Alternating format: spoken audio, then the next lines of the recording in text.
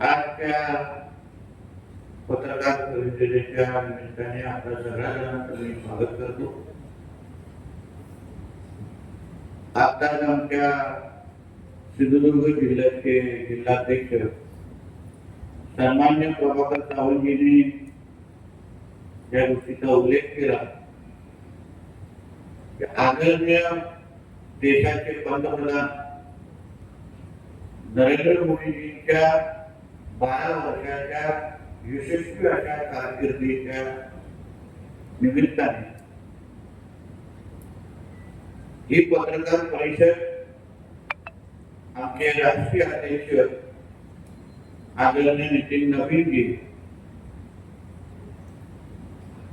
यांच्या सूचनेनुसार राज्य पातळीवर जिल्हा पातळीवर सगळीकडे अशा पद्धतीच्या पत्रकार परिषद होत आहे.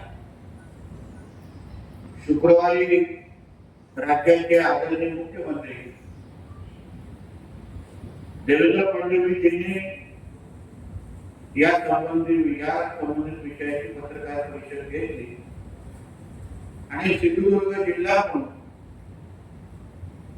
प्रदेश भारतीय जनता पक्षाच्या वतीने आमचे आदरणीय प्रदेश अध्यक्ष रवी चव्हाण साहेबांचे सिंधुदुर्ग जिल्ह्यामध्ये ही पत्रकार परिषद घेण्याची जबाबदारी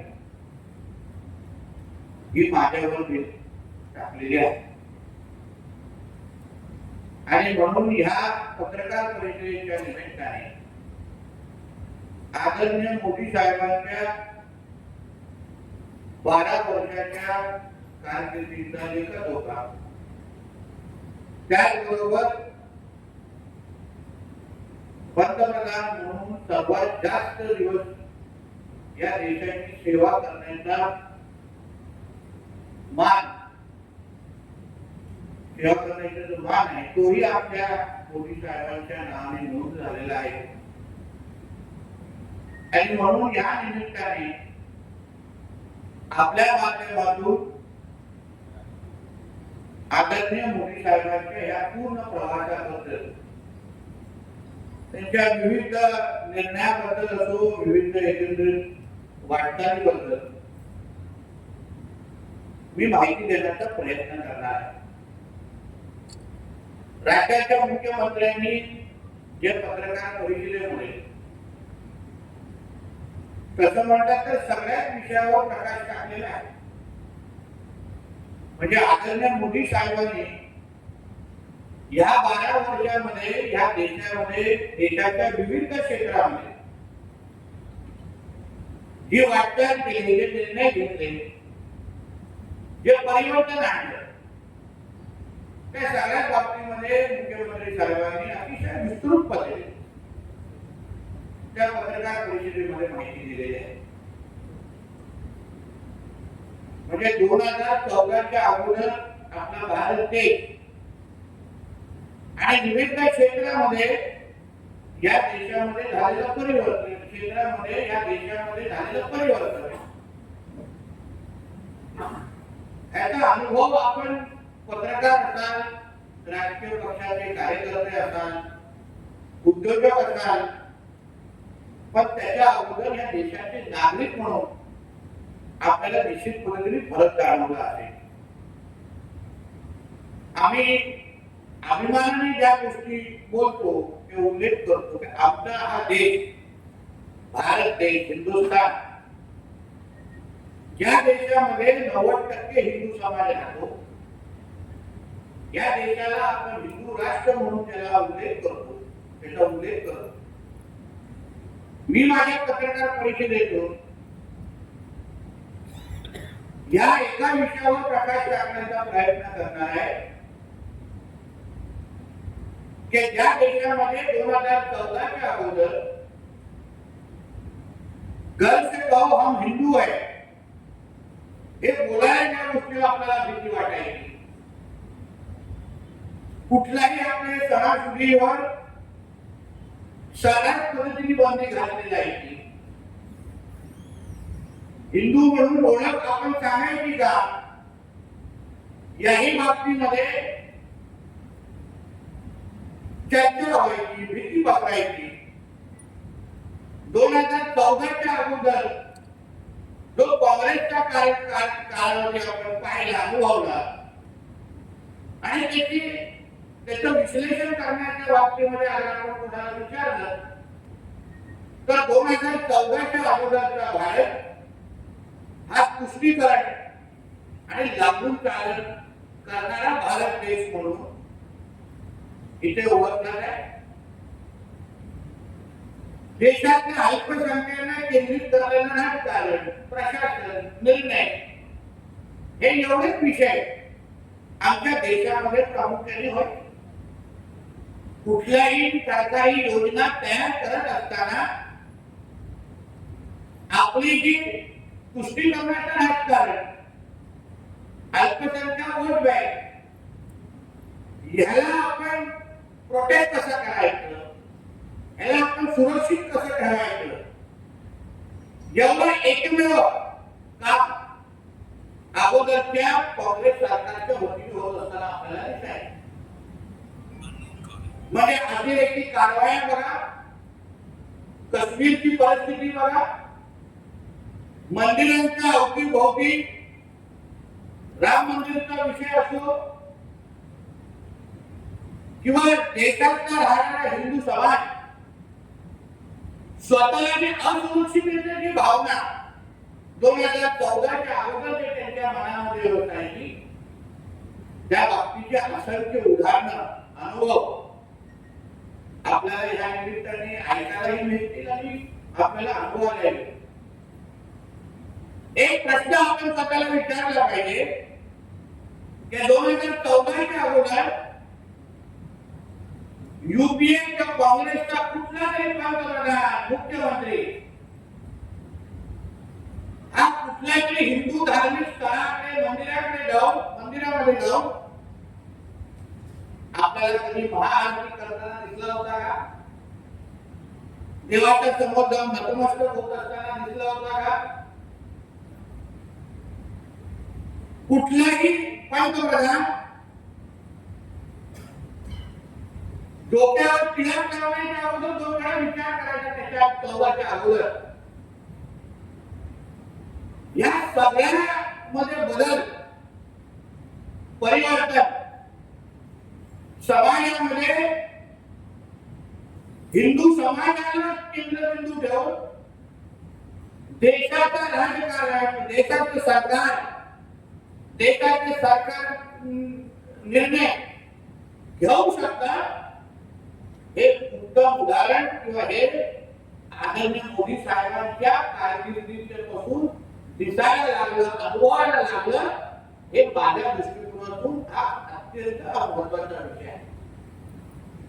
आज 14च्या नंतर झालेल्या प्रत्येक निर्णयामध्ये तुम्ही पहा, आतापर्यंत बहुसंख्य असलेला आपल्या देशामध्ये असलेला हिंदू समाज ज्याच्याकडे कोण पाहायचं नाही, त्याला केंद्रबिंदू ठेवून कोण निर्णय घ्यायचा नाही, देश धर्म या तिन्ही मुद्द्याला कोणाला हात लावायचा पण भीती वाटायची. हिंदू समाजाच्या जवळ आम्ही गेलो तर असलेल्या आमच्या वोटबँक पॉलिटिक्सला धक्का लागू शकतो. हा 2014च्या अगोदरचा असलेल्या काँग्रेस सरकारचा केंद्रबिंदू होता. मग वक्फ सारखे कायदे, त्याच्यामध्ये हिंदू समाजाचे असलेले हक्काची जमिनी ज्या पद्धतीने त्यांच्याकडून काढून घेतल्या गेल्या, वक्फ सारख्या कायद्यामध्ये असे काही अमेंडमेंट आणले गेले युपीए सरकारच्या माध्यमातून ज्याच्यामुळे असलेल्या हिंदू समाजाच्या जमिनी हे त्याला न विचारता, त्यांची सहमती नसताना पण ही वक्फची जमीन आहे हे सांगून लँड जिहादच्या नावाने त्यांच्याकडून काढून घेणं, अशा पद्धतीचे असंख्य निर्णय 2014च्या अगोदर होत असताना आपल्याला दिसलेले आहे. म्हणून 2014 ते आतापर्यंतची जी आदरणीय मोदी साहेबांनी एक कल्पट हिंदुत्व विचाराचे आणि राष्ट्र संघ परिवाराच्या म्हणजे पार्श्वभूमी असलेले एक स्वयंसेवक जेव्हा देशाच्या मुख्य स्थानी जेव्हा नेतृत्व करतो तेव्हा राष्ट्रप्रथम या भूमिकेला नजरेसमोर ठेवून आणि हिंदू हित की जो बात करेगा वही देश में राज करेगा हा मुद्दा नजरेसमोर ठेवून 2014 पासूनची वाटचाल हे आपल्या सगळ्यांच्या दृष्टिकोनातून एक हिंदू म्हणून हे अत्यंत महत्त्वाचे ठरलेले आहे. आतापर्यंत जे काही निर्णय आदरणीय मोदी साहेबांच्या कारकिर्दीमध्ये 12 वर्षांमध्ये झाले,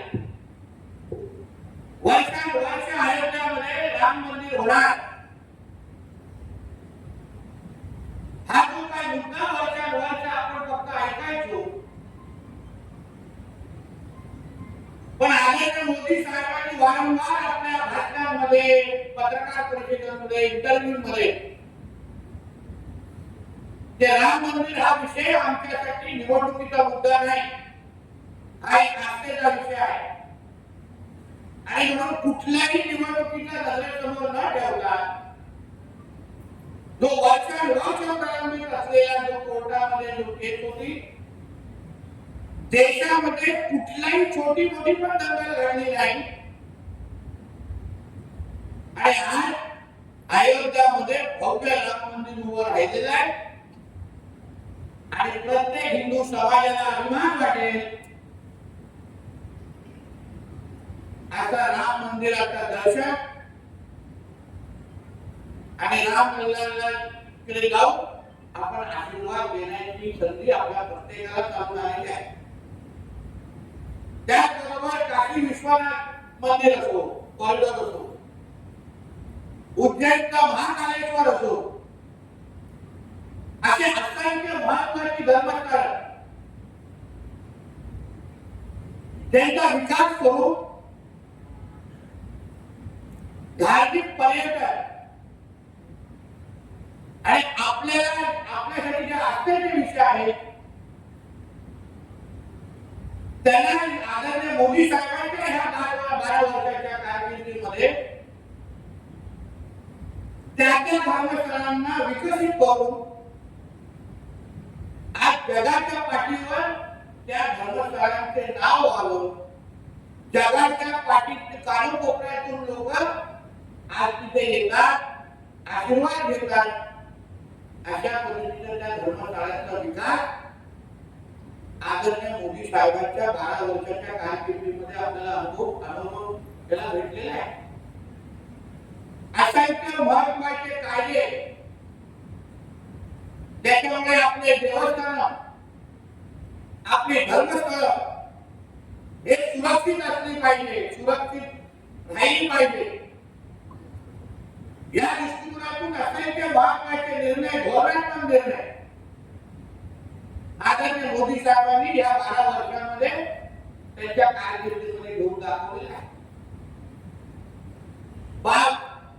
14च्या अगोदरचा जो कायद्याचा उल्लेख मी तुमच्या समोर केला, या 12 वर्षाच्या कारकिर्दीमध्ये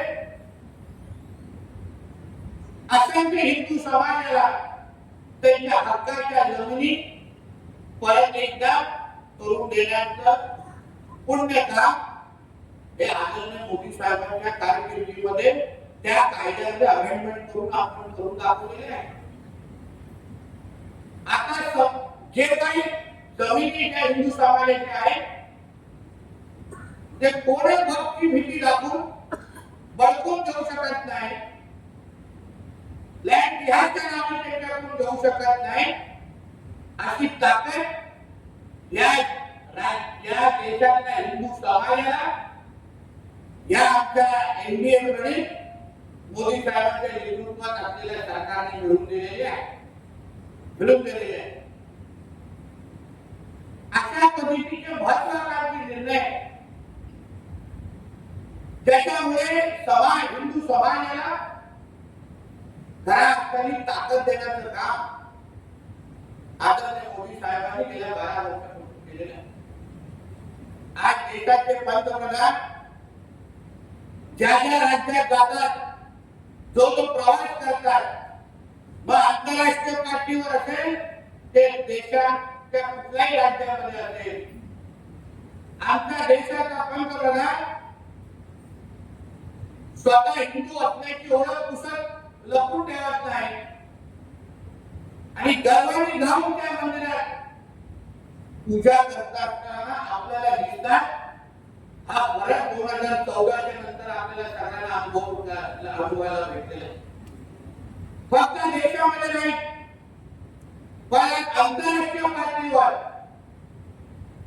हिंदू सनातन हिंदू धर्म हिंदू संस्कृती याला खऱ्या अर्थाने प्रोत्साहन कोणी दिलं असेल तर ते आमच्या आदरणीय पंतप्रधान मोदी साहेबांनी दिले.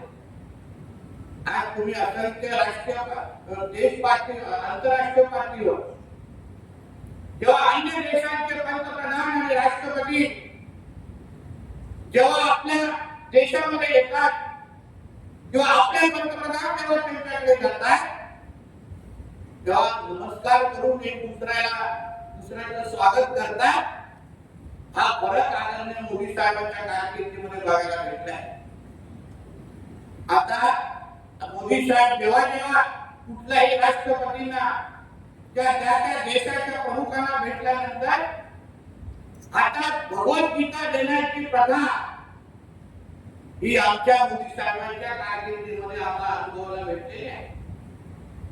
हा फरक आदरणीय मोदी साहेबांच्या कारकिर्दीमध्ये या 12 वर्षामध्ये आपल्याला अनुभवायला भेटलेला आहे. आणि म्हणूनच ही 12 वर्ष आदरणीय मोदी साहेबांच्या नेतृत्वात जे तुष्टीकरणाचं राजकारण होतं, जे लांबून चालण्याचं राजकारण होतं, सगळं काय वोट बँक पॉलिटिक्स हे जे काही काँग्रेसचं घाणेरडं राजकारण आहे ज्याच्यामुळे देशातला असलेला हिंदू समाज हा असुरक्षिततेची भावना त्याच्यामध्ये निर्माण होत होती. आमचा पुणे पाणी नाही हे जे काही 14 अगोदरची भावना होती, आज ते पश्चिम बंगालमध्ये आपण पाहतो, आज आसाममध्ये आपण पाहतो, असंख्य राज्यांमध्ये महाराष्ट्राच्या राज्यामध्ये पाहतो. आज हिंदू समाज एक ताकद म्हणून हक्काची वोट बँक म्हणून आज तयार झालेली आहे. आणि हिंदू समाजाला बाजूला ठेवून कोणीही साध्या गावाचा सरपंच आमदार खासदार बनू शकत नाही. आज हे जे काय वातावरण आज ते काय देशामध्ये निर्माण झालंय त्याचं सगळं श्रेय आमच्या आदरणीय पंतप्रधान मोदी साहेबांना आणि त्यांच्या 12 वर्षाच्या कारकिर्दीला आपण देऊ शकतो. पण त्याबरोबर मी एकदाही उल्लेख करेन की या 12 वर्षामध्ये ट्रिपल तलाक सारख्या विषयाबद्दल क्रांतिकारी निर्णय घेण्याचं काम आमच्या आदरणीय मोदी साहेबांच्या कारकिर्दीमध्ये झाले. म्हणजे राष्ट्रभक्त मुसलमान जे ह्या राष्ट्रावर प्रेम करतात, जे ह्या तिरंग्याला आपल्या तिरंगा झेंडा ध्वज मांडतात, जे आमच्या समोर वंदे मातरम म्हणतात, त्या प्रत्येकाला तोच मान सन्मान देण्याचं काम आदरणीय मोदी साहेबांच्या कारकिर्दीमध्ये झाले. पण जो आमच्या देशाच्या वाटण्यासाठी पाहिजे, जो आमच्या देशामध्ये अतिरेकी कारवाया करण्याची हिंमत करेल, त्या प्रत्येकाला ऑपरेशन सिंदूर सारख्या निमित्ताने आमचा हा भारत देश हा हिंदू राष्ट्र म्हणून तुम्ही आमच्याकडे वागता नजरेने बघू शकत नाही, हा कडक इशारा देण्याची हिंमत ही आमच्या मोदी साहेबांच्या कारकिर्दीमध्ये आपल्याला पाहायला मिळते. नाहीतर 2014च्या अगोदर 26-18 हल्ले पाहिले, ट्रेन मध्ये आपण बॉम्बलास्ट पाहिले, तेव्हा काँग्रेसचं सरकार ज्या पद्धतीने अतिरेक्यांच्या समोर पाकिस्तानच्या समोर ज्या लोटांगण घालायचे. कुठलाही अतिरेकी हल्ला झाल्यानंतर काँग्रेसच्या कुठल्याही पंतप्रधानांना, काँग्रेसच्या कुठल्याही सरकारला कधीही पाकिस्तानला जाब विचारण्याची हिंमत व्हायची नाही. पण आज 2014च्या नंतर पाकिस्तान असो की कुठलेही जिहादी मानसिकतेचे कुठलीही संघटना असो, अतिरेकी संघटना असो, त्या प्रत्येकाला एवढी जाणीव झाली आहे की भारताचे पंतप्रधान आदरणीय मोदी साहेब असल्यामुळे कोणीही आमच्या या भारताकडे, हिंदुस्थानाकडे, हिंदू राष्ट्राकडे वाकड्या नजरेने पाहू शकत नाही.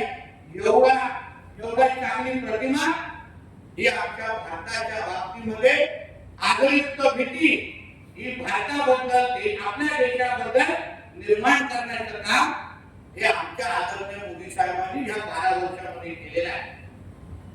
आणि म्हणूनच आज त्यांच्या 12 वर्षाच्या कारकिर्दीमध्ये विकासाच्या असंख्य निर्णय त्यांनी घेतलेले आहे. त्याच्यामध्ये प्रत्येक क्षेत्रामध्ये आज आपला भारत देश आज अर्थव्यवस्थेच्या यादीमध्ये, महासत्तेच्या यादीमध्ये आज अमेरिका, चीन आणि भारत या पहिल्या 3 क्रमांकावर आणण्याचं काम त्या आदरणीय मोदी साहेबांनी केलेलं आहे. पण ते करत असताना त्यांनी जे काही तुष्टीकरण आणि लागू चालण्याचं जे राजकारण होतं, घाणेरडं अल्पसंख्याक केंद्रित जे वोट बँकचं राजकारण होतं, त्याला बाजूला सारून खऱ्या अर्थाने भगवाला मान सन्मान देण्याचं काम हे आमच्या आदरणीय मोदी साहेबांच्या नेतृत्वात गेल्या 12 वर्ष आपल्याला अनुभवायला भेटलेला. आणि म्हणून या त्यांच्या 12 वर्षाच्या या पूर्ण प्रवासाचा लेखाजोखा घेत असताना, विकास करत असताना सुरक्षित आपल्या देशामध्ये असणं, जसा मी उल्लेख केला, गर्व से करो हम हिंदू है ही ओळख अभिमानाने सांगणं, जय श्री राम सारख्या घोषणा आपण हक्काने कुठेही देऊ शकतो. आज बांगलादेश मधला हिंदू असेल, पाकिस्तान मधला हिंदू असेल, प्रत्येकाला माहिती आहे की आमच्यासाठी सर्वात सुरक्षित देश कुठला असेल तर तो भारत देश आहे. मोदी साहेबांच्या नेतृत्वात असलेला आमचा हा भारत देश आहे. ही ओळख, असा कणखर नेतृत्व या 12 वर्षामध्ये आपल्याला एक भारतीय म्हणून अनुभवायला भेटलं. हे आपल्यासाठी सर्वात अभिमानाची गोष्ट आहे. जे 14 अगोदर जे आपण हिंदू म्हणून करू शकलो नाही, 14 नंतर आपण प्रत्येक जण आपल्या घरात, म्हणजे आपल्या हिंदू सणासुदी असो, आपल्या हक्काच्या जमिनी असो, लव जिहाद सारख्या केसेस संदर्भात प्रशासनाची कडक भूमिका असो, किंवा समान नागरिक कायदा असो, या सगळ्या बाबतीमध्ये आपण हक्काने आणि अभिमानाने आणि खुल्या मनाने आणि खुल्या वातावरणामध्ये आज ज्या देशामध्ये आपण बोलू शकतो, एक दुसऱ्याची चर्चा करू शकतो, आणि ते निर्णय होत असताना जे अनुभव आपल्याला भेटतात, ते सर्वात मोठं योगदान आदरणीय मोदी साहेबांनी गेल्या 12 वर्ष आपल्यासाठी दिलेलं आहे. या बाबतीमध्ये भारतीय जनता पक्षाचा कार्यकर्ता म्हणून मला निश्चित पद्धतीने त्यांच्याबद्दल अभिमान आहे. पण एक हिंदू म्हणून माझ्या देशाच्या पंतप्रधानांनी माझ्या देशाला एक सुरक्षित देश, सर्वात जास्त सुरक्षित देश कुठला असेल तो आमचा भारत देश आहे, ही जी खऱ्या अर्थाने ओळख मिळवून दिली त्या आदरणीय पंतप्रधान मोदी साहेबांना आमच्या सिंधुदुर्गच्या वतीने मी मनापासून त्यांचं अभिनंदन करतो. आणि त्यांना या 12 वर्षाच्या यशस्वी कारकिर्दीसाठी आणि असंख्य भविष्यवाणी रेकॉर्ड अजूनही तोडणार आहे. हे तो सुरुवात आहे. देवेंद्रजींना मागे टाकलं तर आपण प्रत्येक क्षेत्रामध्ये आपल्या भारत देशाला अग्रेसर देश आणि एक क्रमांकावर ठेवण्याचं काम आमचे मोदी साहेब त्यांच्या नेतृत्वात आणि त्यांचं पूर्ण केंद्र सरकार निश्चित पद्धतीने ठेवेल हा विश्वास या निमित्ताने व्यक्त करतो. इथे थांबतो. धन्यवाद. आपले काही या संबंधित प्रश्न विचार.